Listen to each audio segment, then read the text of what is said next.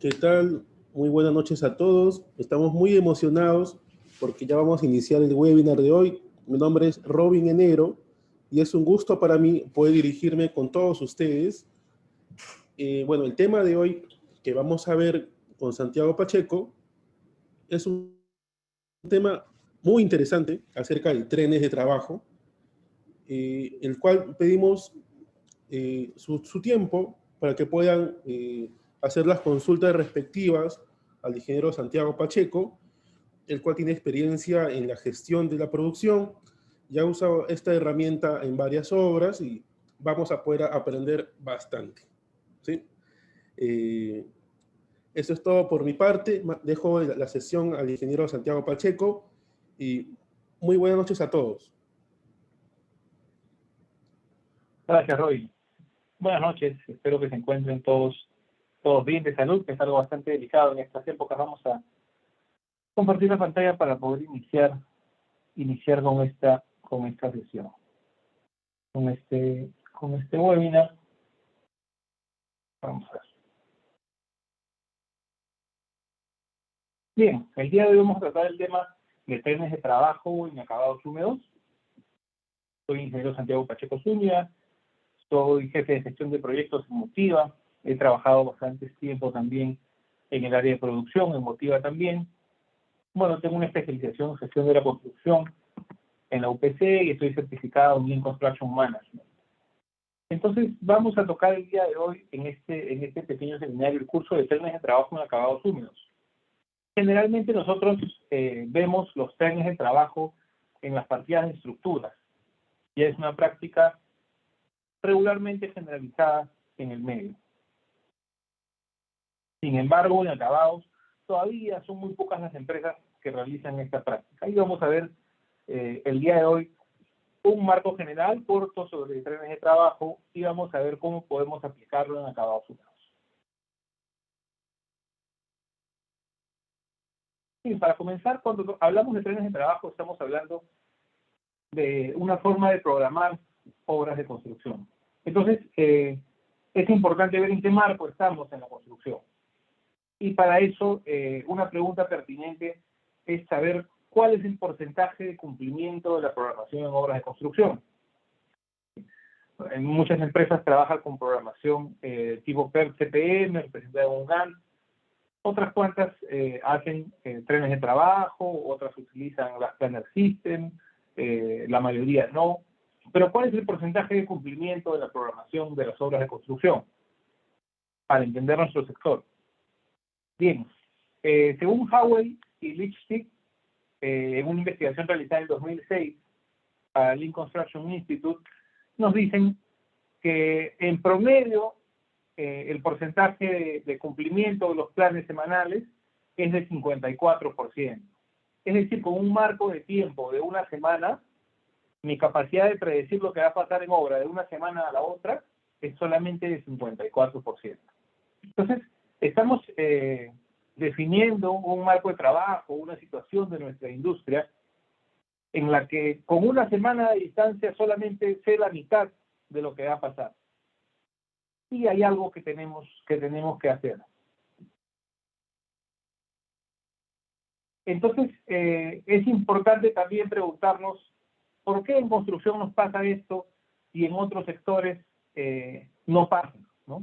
¿Por qué en los sectores, por ejemplo, que le llaman la industria, el sector automotor, no tiene estos problemas, ¿no?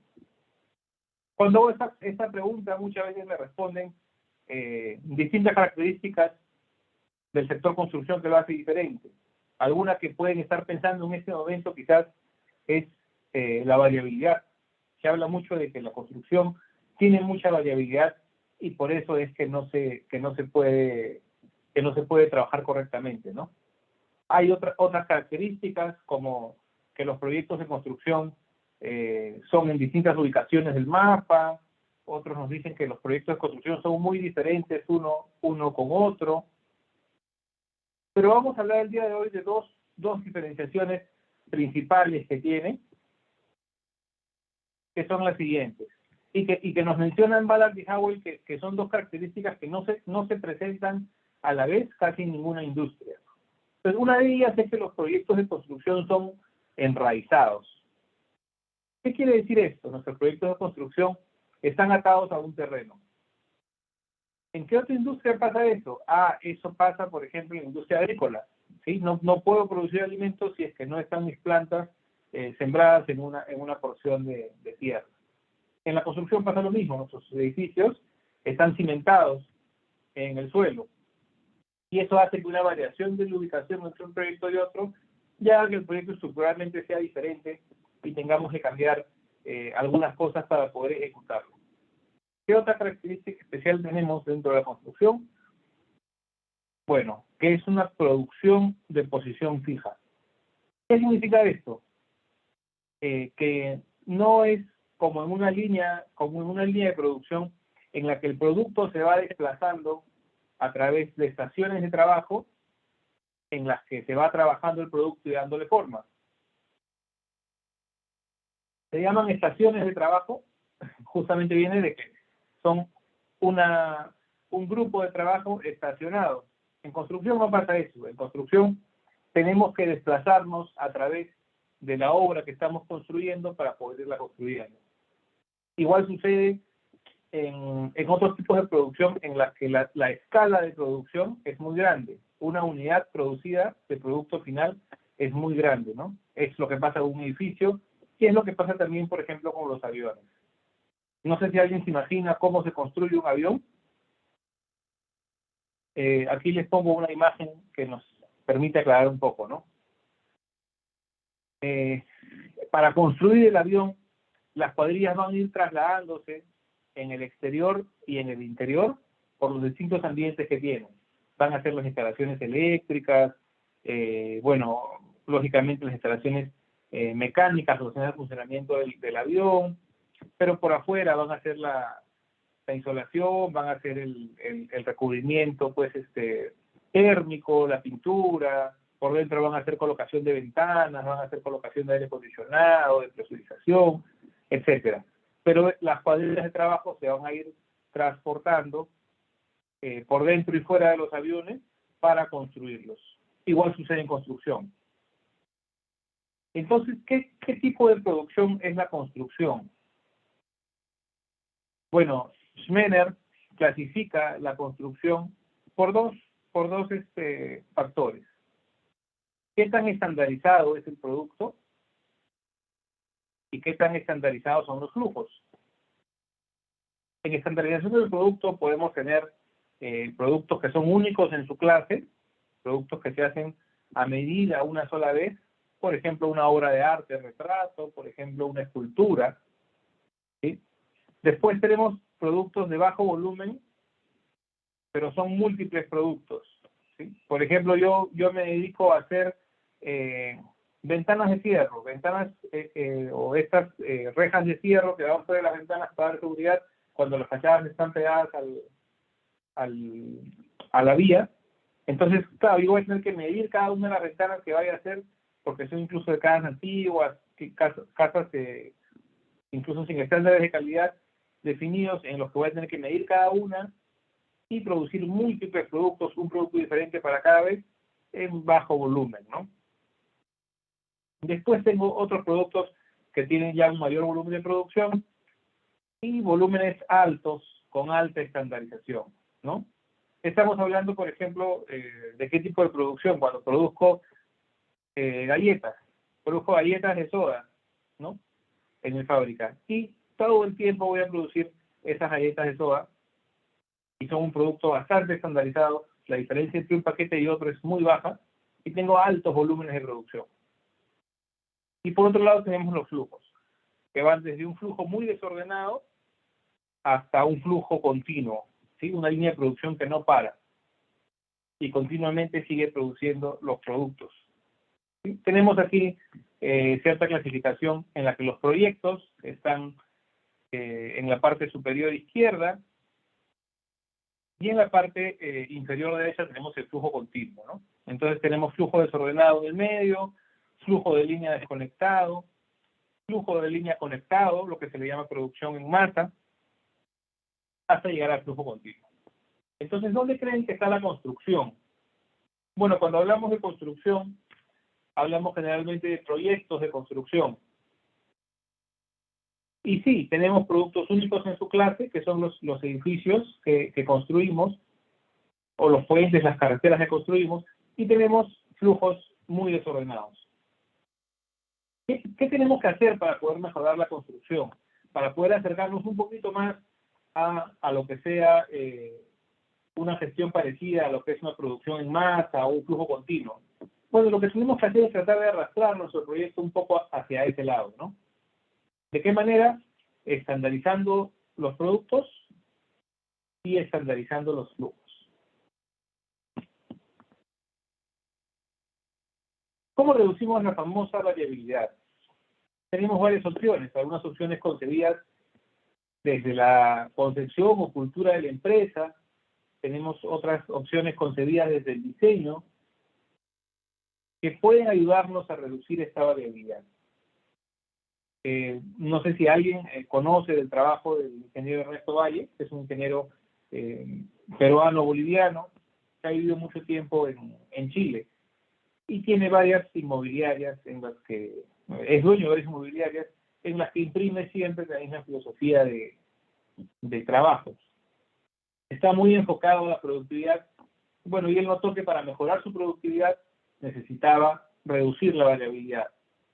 ¿Y qué hizo? Bueno, ellos construyen miles, cientos de miles de viviendas al año, pero han estandarizado su producto de tal manera que construyen solamente edificios de 8 pisos, de 4 departamentos por planta, en condominios residenciales para el sector sede.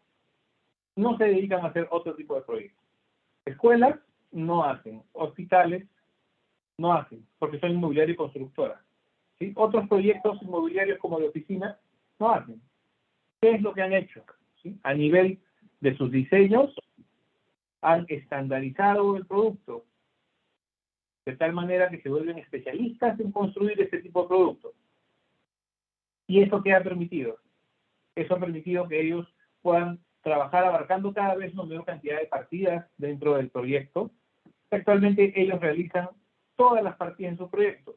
Es decir, una constructora normal subcontrata partidas, por ejemplo, de carpintería de aluminio y vidrios, o ventanas, mamparas, subcontrata partidas de pintura, por ejemplo, subcontrata partidas de pisos laminados. Bueno, ellos no, como siempre hacen lo mismo y lo hacen de manera tan repetitiva, han conseguido ampliar su know-how a todas las partidas y ellos manejan el total de sus partidas. ¿Es la única opción? No, pero eso les ha funcionado. ¿Qué otras opciones tenemos por el lado de estandarización del producto? Bueno, podemos optar por la estandarización a través de la prefabricación. ¿Sí? Entonces, estandarizamos algo y luego lo prefabricamos. Hay muchos casos en Europa, en España, en China, de prearmados, de prefabricación, en los que la construcción se vuelve simplemente un ensamblaje, ¿no? Podemos verlo, por ejemplo, en YouTube, en TikTok, en algún sitio podemos ver edificio chino que se construye, hospital chino que se construye en 15 días, van bajando, ¿no? Hospital chino en 24 horas, edificio chino. Entonces ya a un nivel de prefabricación y estandarización, que la construcción se vuelve un montaje de partes. Pero he querido traerles un ejemplo peruano.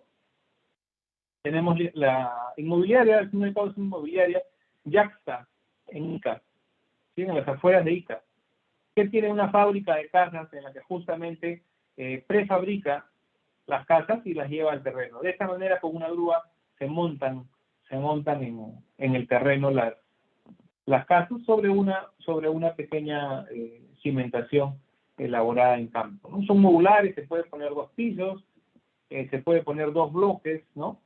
Pero es algo mucho más estandarizado y tiene las ventajas de hacer una producción en fábrica en vez de una producción en obra. Bueno, pero estas opciones muchas veces son parte de la cultura de la empresa, son parte de las condiciones que se planteen como requisito para el diseño y del diseño mismo. ¿Qué podemos hacer en obra? para reducir la variabilidad. Bueno, una opción es justamente lo que presentamos ahora, ¿no? Estandarizar los flujos a través de trenes de trabajo. Entonces, cuando hablamos de construcción, ya nos olvidamos un poco de esta parte de diseño, de esas opciones de estandarización, pero sí vamos a intentar tener un sistema de producción eficiente. ¿Y cómo vamos a conseguirlo? Bueno, tenemos tres partes para conseguirlo. Estamos hablando ahora de lograr que los flujos sean eficientes, pero también tenemos que lograr, y en primer lugar, tenemos que asegurar que los flujos no paren. Esto quiere decir que yo cumpla los prerequisitos o levante las restricciones necesarias para poder comenzar con mi construcción. Esto aquí lo vemos, o una herramienta que nos puede ayudar es el Planner System, que nos permite atacar las restricciones para que no paren los flujos de producción. Es decir, para que mi producción no se detenga. ¿Por qué se puede tener? Se puede tener por falta de materiales, porque me faltó cemento. Se puede tener por falta de equipos, porque la grúa estaba en mantenimiento. Se puede detener por falta de mano de obra, faltó el personal o no entró.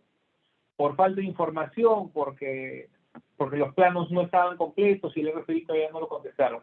Entonces, estas siete requisitos o 7 condiciones que nos plantea el Planner System como necesarias para comenzar a construir, es un poco lo que trabajamos cuando hacemos las Planner, cuando en nuestro Lookahead hacemos el levantamiento de restricciones. Y eso nos ayuda a que los flujos no paren, ¿sí? Pero pueden estar funcionando nuestros flujos y ser ineficientes. Generar inventario, tener tiempos de espera entre una partida y otra, gente parada sin hacer nada, o gente haciendo partidas que no son realmente productivas. Entonces luego vamos a buscar que nuestros flujos de producción sean eficientes. ¿Y de qué forma podemos hacerlo? Una de las maneras de hacerlo es planificando con trenes de actividades, que es lo que vamos a ver el día de hoy, específicamente para el tema de acabados. Entonces, con trenes de actividades sectorizamos y programamos rítmicamente para uniformizar los flujos. Y finalmente, tenemos que lograr procesos eficientes.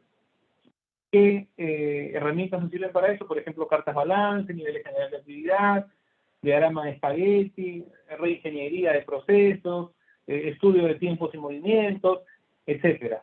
Y estas herramientas nos van a ayudar a mejorar, pero a mejorar la productividad local de los procesos, la productividad de un proceso en particular. Entonces tenemos que tener en cuenta que cuando mejoramos la productividad de procesos, tienen que ser los procesos estratégicos que nos van a permitir mejorar la productividad del sistema. Porque de nada nos sirve, como vamos a ver un poco más adelante, mejorar la productividad de una de las partes si es que no llegamos a mejorar el todo. Entonces, esta parte de aquí, asegurar que los flujos no paren y lograr flujos eficientes, nos ayuda a mejorar el sistema. Y mejorar la eficiencia de los procesos. Nos ayuda a mejorar los procesos, sí, pero debemos hacerlo siempre pensando en la mejora del sistema. Con un ejemplo pequeño vamos a verlo en un momento. A ver, ¿cómo logramos que los flujos sean eficientes? Tenemos, imaginémonos un proceso de 5 actividades, A, B, C, D y E, que van desde los recursos que entran a una fábrica, por ejemplo, hasta el cliente final. Vamos a ver un proceso sencillo, con la de construcción, que nos va a ilustrar un poco el proceso, y luego vamos a poder hacer nosotros el paralelo para construcción. Entonces, comenzamos con esta producción. Podemos estar hablando de una producción de billeteras con 5 procesos, en las que empezamos con el tinte del cuero, con la pigmentación del cuero. Tendremos otra máquina que nos ayude a hacer los cortes precisos para las billeteras. Otra máquina nos ayudará a coser y fabricar la billetera. Con otra máquina realizaremos el grabado, quizás del cuero, para poner nuestra marca ahí. Y finalmente empacaremos nuestras billeteras, también con una máquina de minado automático, supongamos, y estarán listas para ser entregadas a los clientes. Cada una de estas actividades, o en este caso cada una de estas máquinas, va a tener un ritmo máximo de producción. Por ejemplo, en el tinte podríamos decir que, por ejemplo, van a pintar 100 billeteras, o sea, el cuero necesario para 100 billeteras al día. La partida B, que es el corte, va a cortar las piezas necesarias para fabricar 800 billeteras al día. La actividad C va a coser y fabricar 700 billeteras al día. La máquina D va a ser capaz de grabar la marca y los detalles en 900 billeteras al día. Y nuestra máquina empacadora también es súper rápida y va a poder empacar 1000 billeteras al día. Entonces, ¿qué pasa? Tenemos que identificar el cuello de botella. Tenemos dos formas de producir, ¿sí? Podemos producir en lo que se llama una producción push, en lo que cada estación, cada máquina o cada cuadrilla, si hablamos de construcción, va a producir al mayor ritmo posible. Todo lo que pueda producir, lo va a producir. Y en este caso, lo que pasaría es que generaríamos inventarios, ¿no? Generaríamos inventarios acá porque cada día este produce 1000 y este solamente puede usar 800.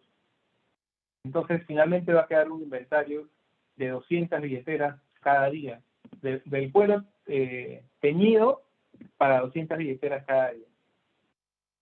¿Qué más tenemos? Bueno, la siguiente, que es la costura o fabricación, solamente puede producir 700. Entonces, ahí el problema es que también cada día se van a acumular como stock 100 billeteras cortadas, las piezas listas para elaborar la billetera, pero que no se van a usar. Por el contrario, voy a estar trabajando en la máquina C a todo ritmo también, haciendo 700 billeteras al día, pero la máquina D no va a poder trabajar a 900, porque se encuentra después de esta partida o de esta actividad, de esta máquina, que es el cuello de botella. Entonces, el número máximo de billeteras que le van a llegar al día por grabar van a ser 700. Entonces, esta máquina va a trabajar menos tiempo o a un menor ritmo de manera obligada, porque el cuello de botella va a mandar el ritmo de producción global del sistema. Lo mismo pasa con el empacado. Entonces, ¿qué sucede? Nos damos cuenta que un cuello de botella nos genera lo que le llaman aguas arriba o las actividades antes del cuello de botella, nos genera inventarios, ¿sí? Que van a generar, por ejemplo, que al quinto día, sexto día, yo diga, ya tengo mucha producción de cuero teñido, hoy día no tengo cuero, ¿no? Entonces la producción va a ser irregular o variable para la maquinaria, igual para la D. Y las máquinas D y E van a estar subutilizadas. Entonces, ¿cuál es el primer paso según nos indica la teoría de restricciones, o la escrita por Goldberg? Hay un libro muy interesante que se llama La Meta, en la que es una novela de negocios en la que describe toda esta teoría del cuello de botella a través de unas historias, ¿no? Sería bueno que la revisen. Vamos a explicar un poco el concepto de lo que él presenta aquí. Entonces, lo primero es identificar el cuello de botella.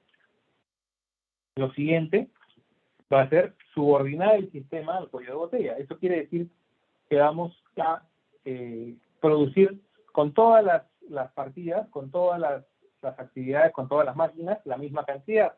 ¿Para qué? Bueno, para que haya un flujo uniforme y para no tener inventarios ni tener espera. ¿Qué podemos hacer? Después, explotar el cuello de botella, es decir, mejorar el proceso que es mi proceso crítico o que es mi cuello de botella. Entonces, imaginémonos que ahora puede producir 850 botellas al día. Se va a producir un nuevo cuello de botella con el intent de hacer que el sistema produzca 850, ¿no? Lo identificamos, explotamos subordinamos el sistema al nuevo cuello de botella y así este va a ser un proceso continuo en el que mejoramos cada máquina. ¿Cómo esto se debe en paralelo a la construcción? Bueno, estas actividades, estas máquinas, estas situaciones de trabajo son en realidad nuestras partidas, ¿sí? Y nuestras cuadrillas trabajando esas partidas. Y esta capacidad de producción o esta cantidad que vamos a producir diariamente van a ser nuestros lotes de producción que vamos a trabajarlo como sectores cuando estemos hablando de de una programación con trenes de trabajo. Entonces, después de eso, ¿qué es el task planning o qué es el tren de actividades? Bueno, el task planning es un método de estructuración del trabajo. ¿Sí? Es un método que nos permite darle forma al trabajo, saber cómo vamos a trabajar, ¿no? Nos permite producir un sistema balanceado de producción constante. ¿Por qué debe estar balanceado? Justamente porque vamos a buscar que las cargas de trabajo sean iguales en todos los días, y de producción constante porque lo que vamos a buscar es que el flujo sea continuo, justamente, que todas las cuadrillas trabajen la misma semana, la misma cantidad de trabajo todos los días de la semana. Entonces, cuando se aplica esto, la eficiencia del sistema va a ser la óptima y nos va a ayudar a optimizar actividades repetitivas y secuenciales como estructuras de edificaciones, montajes de líneas de transmisión, tendido de tuberías, carreteras, redes de gas, etc. También es conocida como programación rítmica o lineal. Vamos a ver cómo se arma un tren en qué consiste en tres actividades. Bueno, esa es la fórmula que se presenta usualmente. Listamos las actividades en el eje Y, en el eje X que es el tiempo, ponemos los días, y vamos a asignar a esta actividad una localización en la que se va a trabajar, o un lote en el que se va a trabajar. En este caso, por ejemplo, el sector 1 del piso 1 se va a realizar el día 1. El día 2 vamos a comenzar a realizar para la actividad 2 el sector 2 y para la actividad 3 y 4 el sector 1, que ya me lo transfirió la cuadrilla de la actividad 1 que ya concluyó con su trabajo. En el día 3, el sector 1 va a estar siendo trabajado por la actividad 4 y la cuadrilla de la actividad 2 y 3 va a pasar del sector 1 al sector 2 y la cuadrilla de la actividad 1 va a pasar al sector 3. De esta manera vamos a ir trabajando, ¿sí? Entonces, en este caso, porque tiene ritmo de un día, cada día la cuadrilla va a realizar un sector diferente y va a ir moviéndose de sector en sector, y cuando acabe los sectores de piso en piso. Al día siguiente va a entrar la siguiente actividad y de esta manera se va a armar lo que se conoce como un tren de actividades. ¿Qué nos permite esta visualización de trenes? Bueno, nos permite ver el flujo de trabajo para cada sector, cómo se va a ir construyendo cada sector. Nos permite saber cómo van a ir fluyendo a través de la obra las cuadrillas, en qué ubicación van a estar cada día, y nos permite tener un flujo de abastecimiento. Es decir, por ejemplo, para este día 4, para qué actividades, en qué ubicaciones específicas me tengo que abastecer. Entonces, si los metrados de esto yo los multiplico por los aportes de cada una de los insumos de esta partida, me va a dar finalmente un cronograma de abastecimiento. ¿Qué pasos tengo que seguir para generar un tren? Bueno, sectorizar el área de trabajo en áreas pequeñas para poder generar una curva de aprendizaje adecuada. Tengo que listar las actividades necesarias, secuenciarlas, incluir colchones de tiempo si es necesario, y dimensionar los recursos.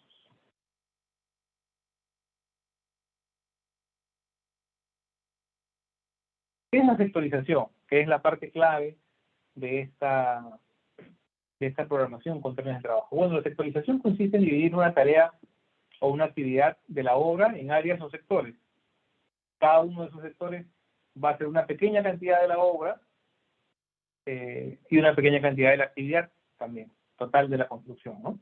Cada sector va a tener que tener un volumen de trabajo aproximadamente igual, lo más igual que podamos, justo es el objetivo de la sectorización, y la cantidad de tarea por sector debe ser realizada en un mismo plazo de tiempo, es decir, un mismo ritmo de trabajo, ¿no? Yo voy a realizar mi actividad A en un día.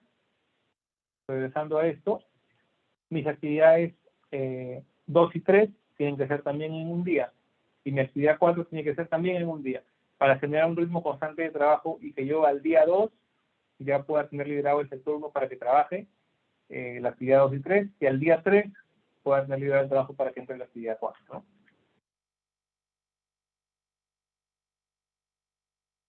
Vamos a ver ahora la programación con trenes en acabados.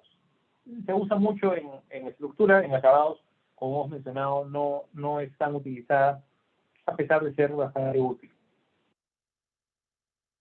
Estas son unas líneas de balance. No vamos a tocar el día de hoy el tema de líneas de balance, pero para el que no esté familiarizado, vamos a explicar rápidamente que en el eje X vamos a encontrar el tiempo, en el eje Y vamos a encontrar las localizaciones. En este caso lo he puesto de manera gráfica: sótano 1, sótano 2, cimentación, piso 1, 2, 3, 4 y 5, ¿no? Y vamos a ubicar a manera de líneas las actividades. Entonces, igual que en los trenes de trabajo, podemos saber, por ejemplo, que a este tiempo estamos en el pórtico, en el piso 2, ¿no?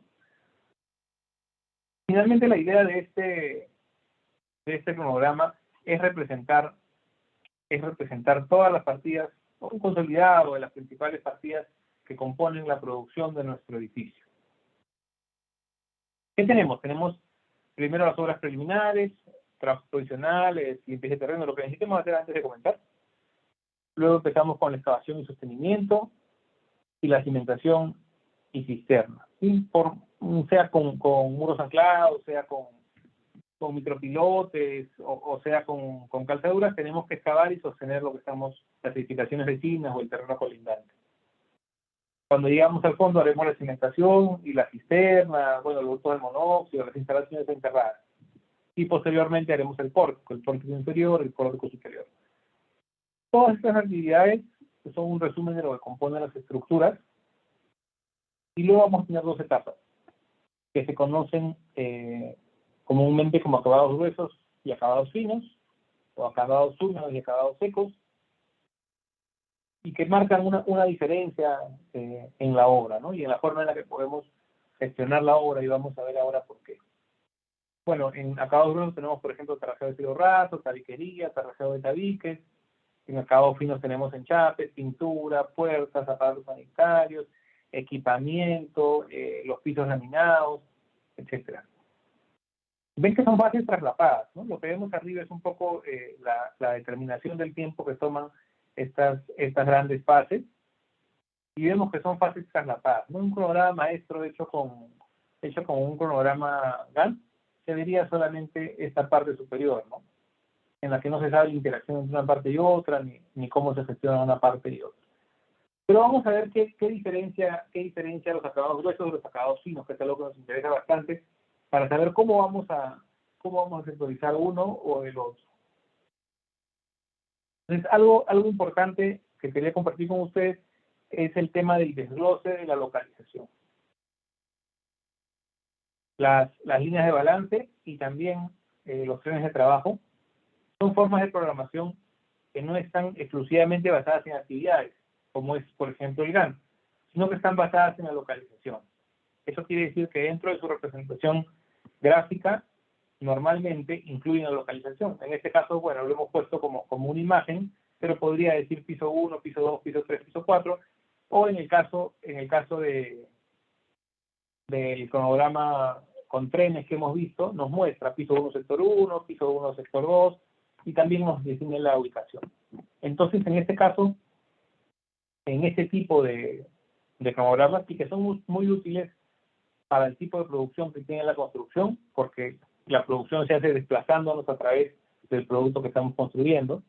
Entonces, para este tipo de forma de gestionar, de forma de programar, vamos a tener que realizar un desglose de la localización.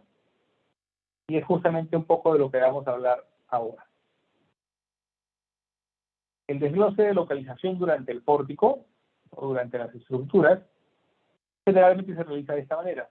Como primera forma de partir los niveles, tenemos los pisos. Es una parte común, es lo más lógico que se nos ocurre siempre, es dividir un edificio en pisos, si es que lo queremos dividir. Ya posteriormente, en la división horizontal, vamos a hablar de división por ejes muchas veces, cuando anotamos una observación, cuando hacemos una inspección y detectamos algo que queremos resaltar. Generalmente escribimos columna 5, y si queremos darle alguna ubicación, le damos entre los ejes 1 y 2 y C y D, ¿no? Y nos arma un cuadrante de localización dentro del proyecto. ¿De qué otra forma lo localizamos? Bueno, para construir, si estamos usando trenes de trabajo, vamos a clasificarlo en sectores y vamos a trabajar con sectores. Durante los acabados húmedos, estamos construyendo los tabiques, estamos tarrajeando los cielos rasos, como se ve en la imagen. De igual manera, vamos a tener pisos, vamos a tener ejes y sectores. Sin embargo, hay algo que ocurre cuando terminamos de realizar los acabados húmedos, cuando construimos los tabiques.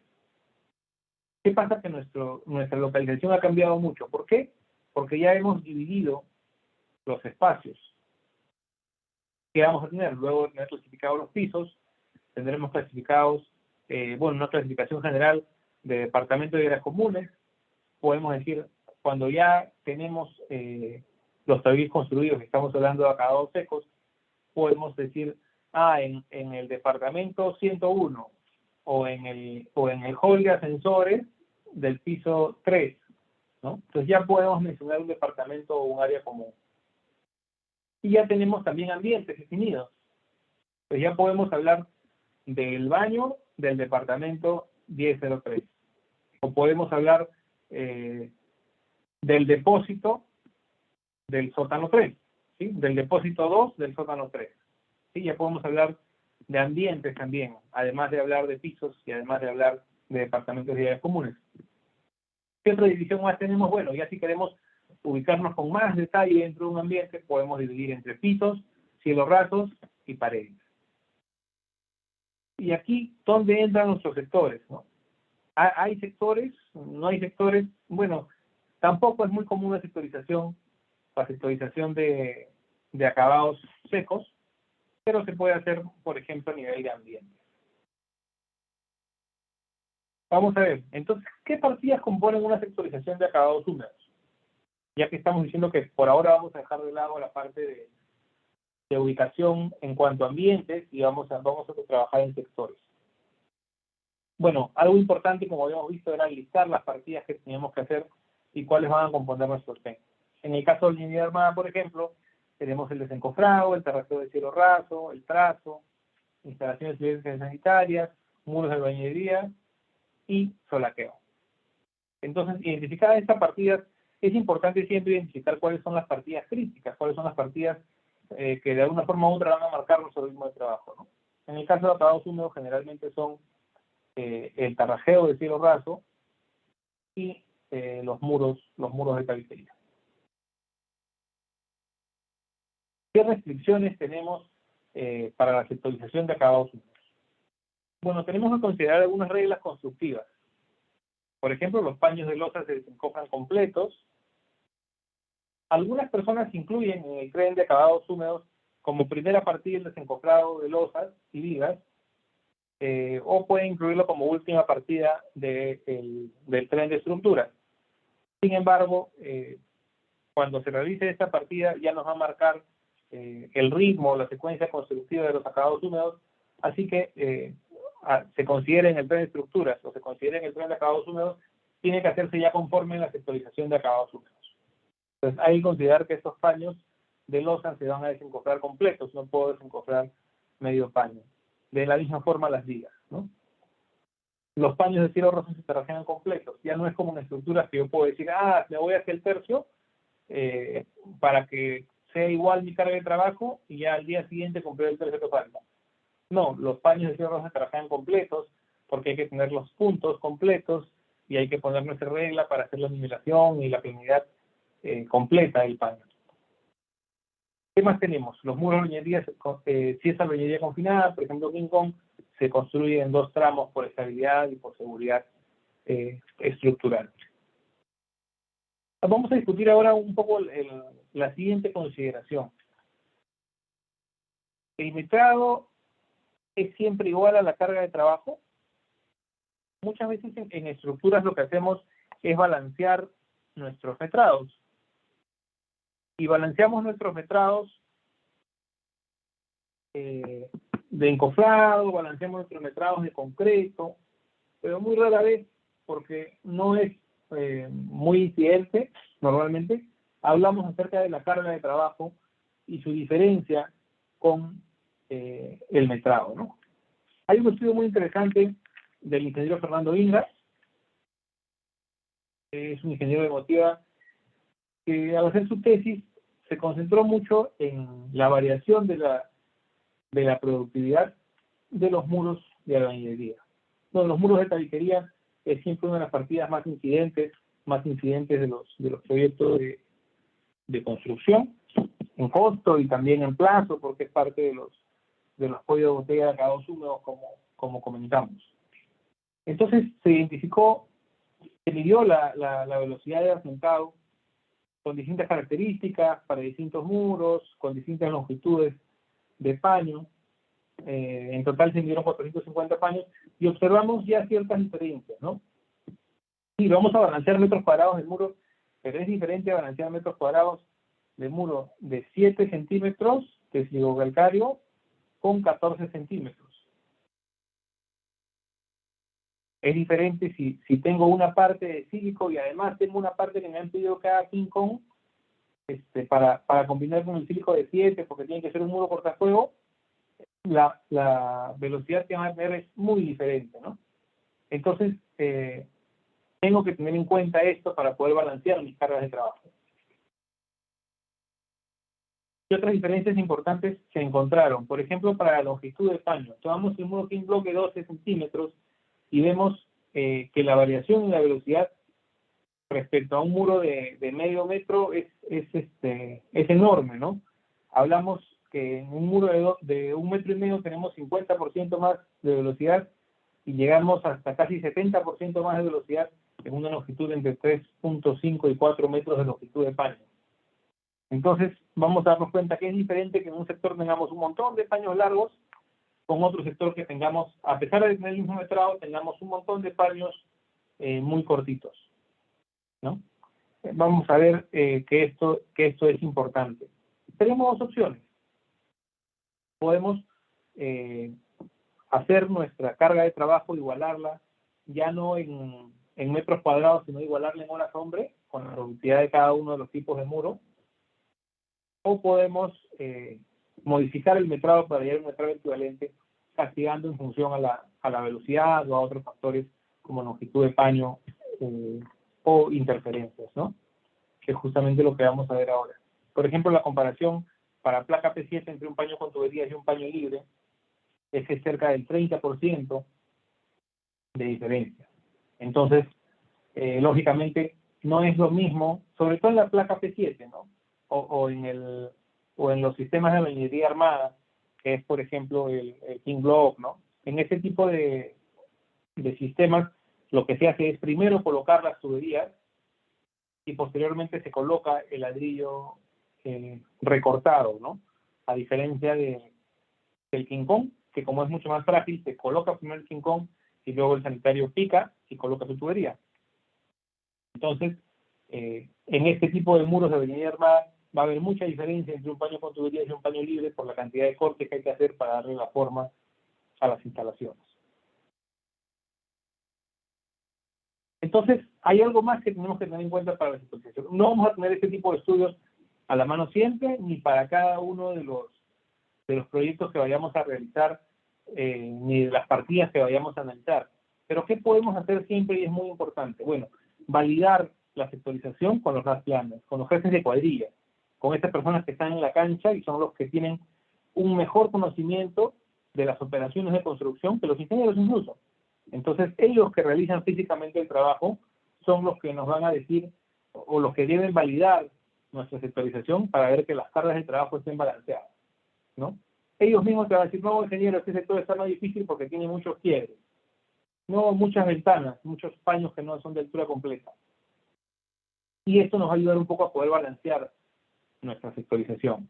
No sé si ustedes han visto, pero los contratistas de sílico calcáreo, los contratistas de King Block, en sus cotizaciones, en sus proformas o en sus ofertas económicas, dentro de las condiciones que colocan los muros menores a 1.5 metros lineales o a 1.5 metros cuadrados, depende del contratista, serán considerados como de 1.5 metros cuadrados.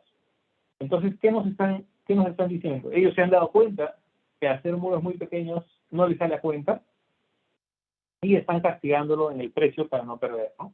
Nosotros también tenemos que darnos cuenta de eso al momento de hacer nuestra sectorización. Pasos para sectorizar a cada suma. Bueno, en primer lugar tenemos que meter el tarrajeo por elementos de paños, tramos de viga, y debemos meter también los tramos de muro. Pero a ese nivel, a nivel de paños, a nivel de tramos de viga, a nivel de muros, por paños también, que nos va a permitir luego hacer nuestra sectorización y jugar de un lado hacia el otro para balancear. ¿Qué vamos a hacer? Bueno, en planos o en nuestro modelo vamos a escoger densidades similares de muro visualmente. Es diferente en estructuras, la parte visual no ayuda mucho.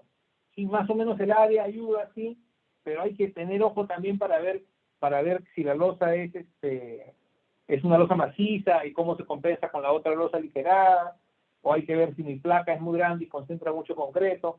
Entonces, en el caso de acabados húmedos, sí nos va a ayudar un poco el tema visual, nos va a ayudar a ver qué zonas de la planta son más densas en cuanto a muros, ¿no? Y siempre va a estar concentrado, ¿no? La parte de dormitorios, la parte de baños, son zonas con mucha concentración de muros que vamos a intentar clasificar por sectores, ¿no?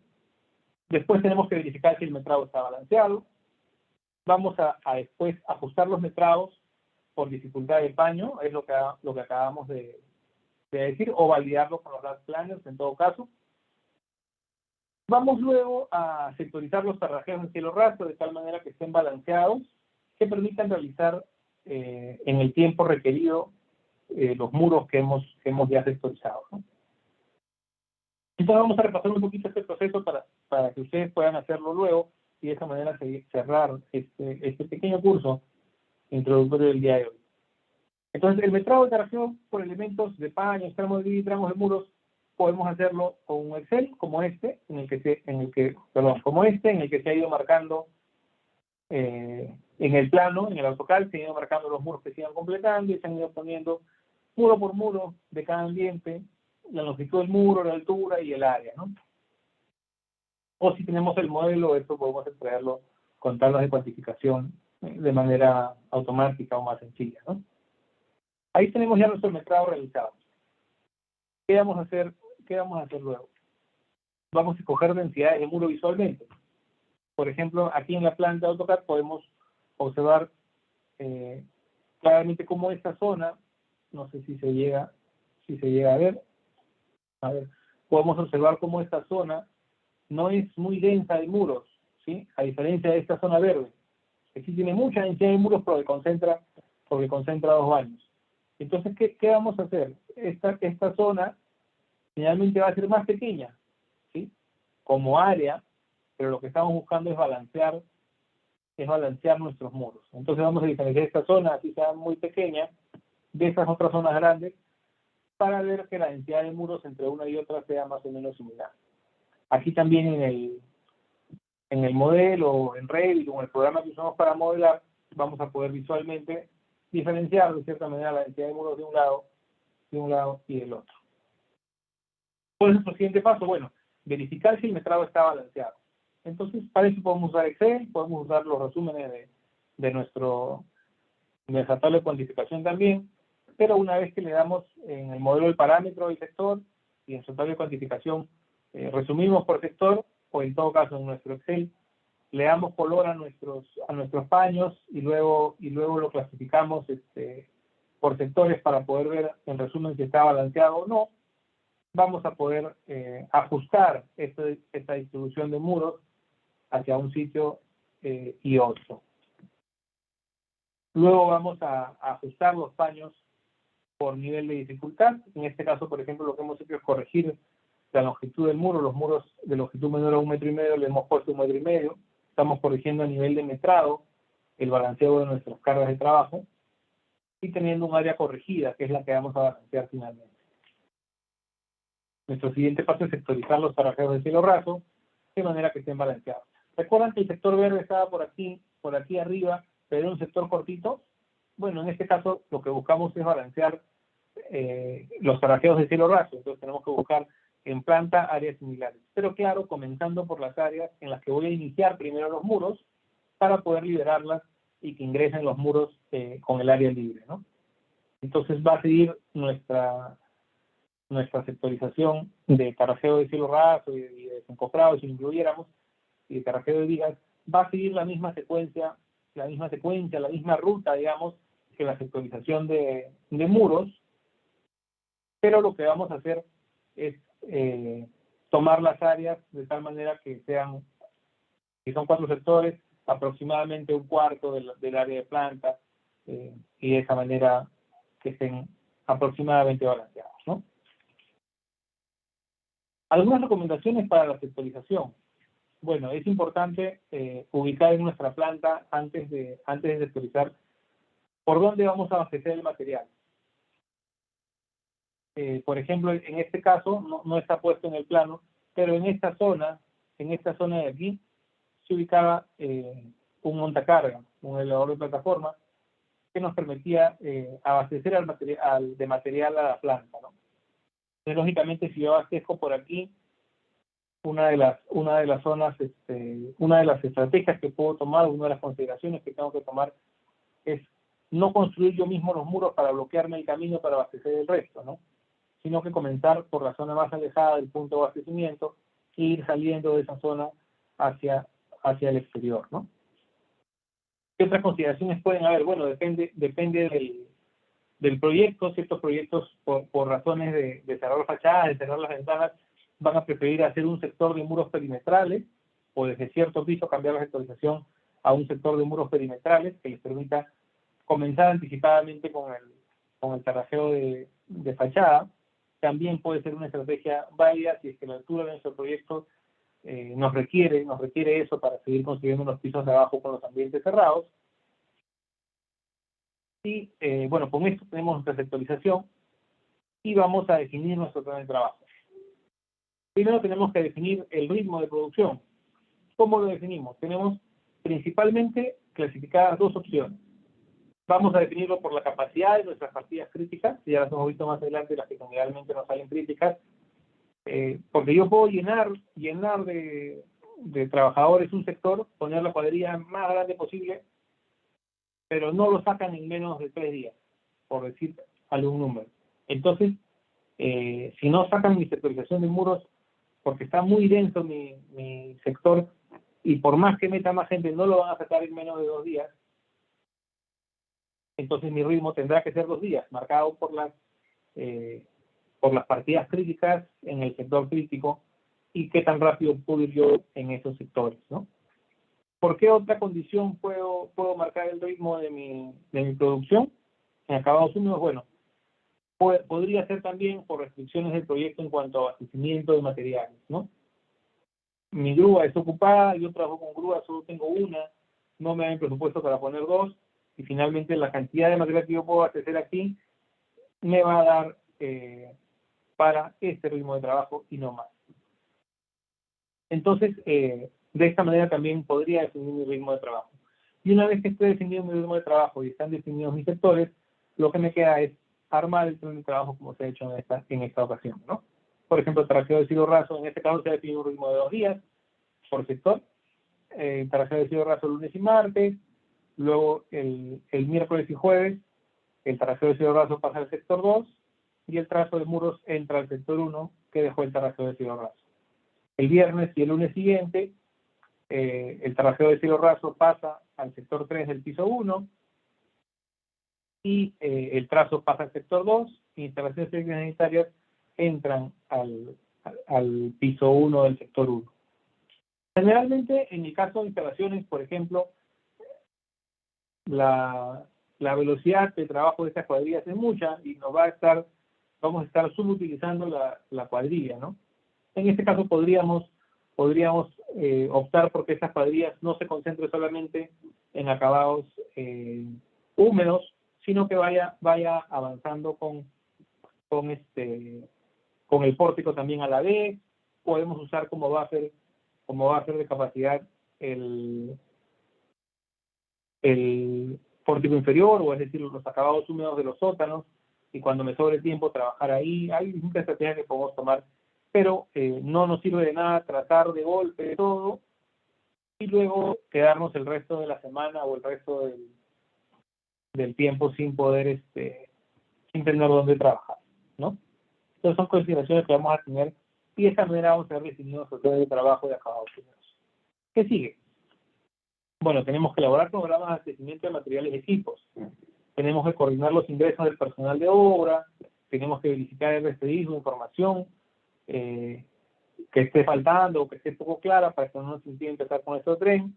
Tenemos que hacer el seguimiento de las partidas previas para que no frustren el inicio del tren de acabados gruesos, etcétera. La gestión de obra para que arranque nuestro tren, la gestión de obra para que se mantenga y para poder controlar que el avance se esté dando bien. En resumen, lo que nos queda por hacer es apoyarnos en el Last Planner System para, uno, asegurar el inicio de las actividades y dos, controlar el avance del tren y reajustarlo si es que fuera necesario, ¿no? Reajustarlo en dimensiones del sector, podemos reajustarlo en cantidad de personal de nuestra cuadrilla, podemos reajustarlo en ritmo de trabajo también, si es que nos diéramos cuenta en el camino de esa actividad repetitiva que hay formas de hacerlo mejor. Siempre recibiendo la retroalimentación de la obra hacia la gestión, ¿no? Que es lo que propone el Lean y es bastante importante. Entonces, bien, con esto hemos terminado de presentar la manera en la que se puede hacer un tren de actividades para acabados, algunas recomendaciones clave, y vamos a ver qué cosas nos podemos llevar de la sesión de hoy como conclusiones. Podemos ver que una buena sectorización va a tender a disminuir la variabilidad de los proyectos de construcción. Es una estrategia que podemos tener desde la obra para contribuir con disminuir la variabilidad. Tenemos otras opciones fuera de nuestro alcance. En obra optamos por una buena sectorización y por trenes de trabajo. ¿Qué otra conclusión nos podemos llevar el día de hoy? Bueno, que los criterios de sectorización van a depender del proyecto a ejecutar y la etapa que se desee desarrollar, ¿no? Va a ser diferente un criterio de sectorización para un proyecto de baja altura que para un proyecto de más altura. Va a ser diferente para un proyecto o para una etapa de muros anclados que para una etapa de pórtico que para una etapa de acabados húmedos y acabados gruesos, como hemos visto, ¿no? Y como conclusión final podemos ver que el uso de trenes de trabajo en etapa de acabados es posible y ayuda a disminuir la variabilidad dentro de esa etapa. Entonces, con estas conclusiones que nos llevamos a casa, cerramos la sesión del día de hoy. Espero que les haya gustado la presentación, que les haya servido para profundizar un poco más en el tema y para generar cierta curiosidad sobre la sectorización, para romper ciertos paradigmas sobre que solo es útil en estructuras de concreto armado y en general para llamar su interés y que puedan seguir ahondando más en este tema de gestión de construcción que es tan amplio y tan bonito. Entonces, muchas gracias. Ahí está mi LinkedIn, mi teléfono, mi correo, si quieren contactarme alguna duda, o si tienen alguna duda ahora, háganmela llegar para contestarla en este periodo de tiempo.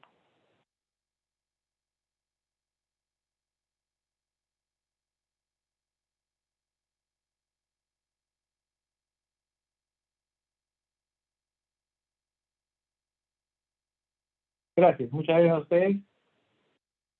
Nos vemos. Sí, Santiago. Bueno, muchas gracias a todos por haberse conectado.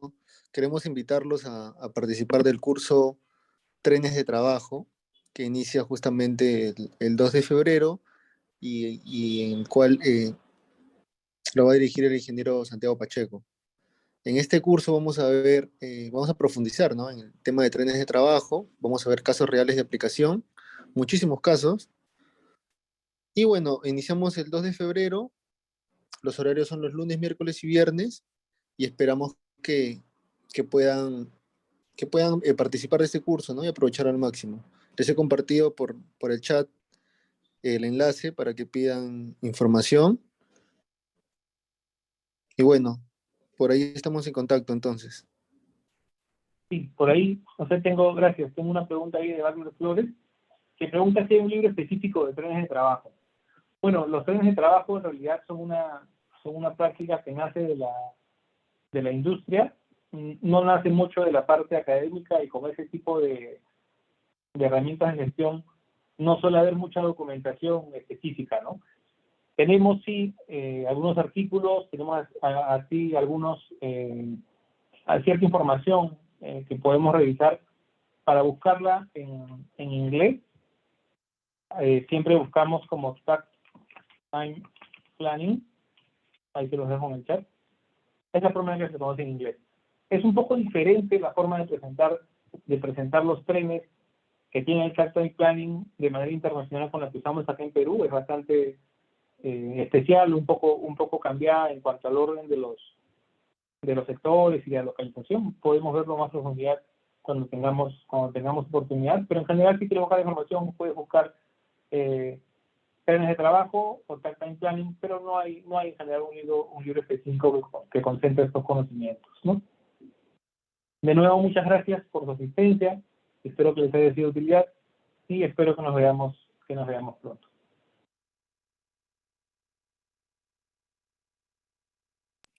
Excelente, Santiago. Muchas gracias. Gracias a todos. Buenas noches. Buenas noches.